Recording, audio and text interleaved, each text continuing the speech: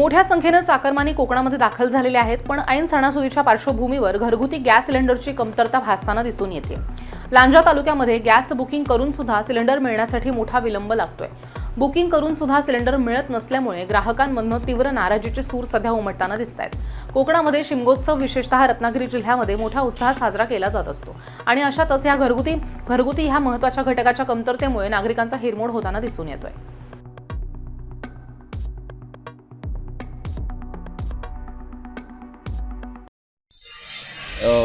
आता कोकणामध्ये होळी हा आपला सर्वात हिंदूंचा मोठा सण आलेला असून आज कोकणामध्ये मुंबईवरून जे सर्व पै पाहुणे येतात परंतु आता लांजा शहरामध्ये गॅसचा एवढ्या मोठ्या प्रमाणात तुटवडा चालू आहे की गेले एकदा नंबर लावला तर 10 दिवस सिलेंडर येत नाही। ज्याच्याकडे सिंगल सिलेंडर आहे त्यांची तर एवढे हाल होते की सिलेंडर संपल्यानंतर ते दुकानात आल्यानंतर त्यांना दिवस ताटकत बसावं लागतं तरी सिलेंडर भेटत नाही।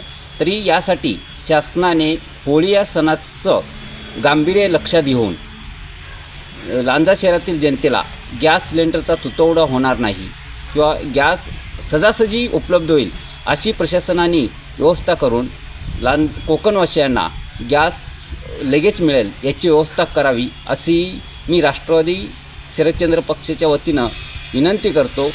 आणि जर गॅस सिलेंडर वेळेवर आणि मोठ्या प्रमाणात नाही मिळाला, वेळेत नाही मिळाला तर राष्ट्रवादी काँग्रेस पक्षाकडून आम्ही तीव्र अशा स्वरूपाचं आंदोलन गॅस एजन्सीच्या विरोधात करणार आहोत।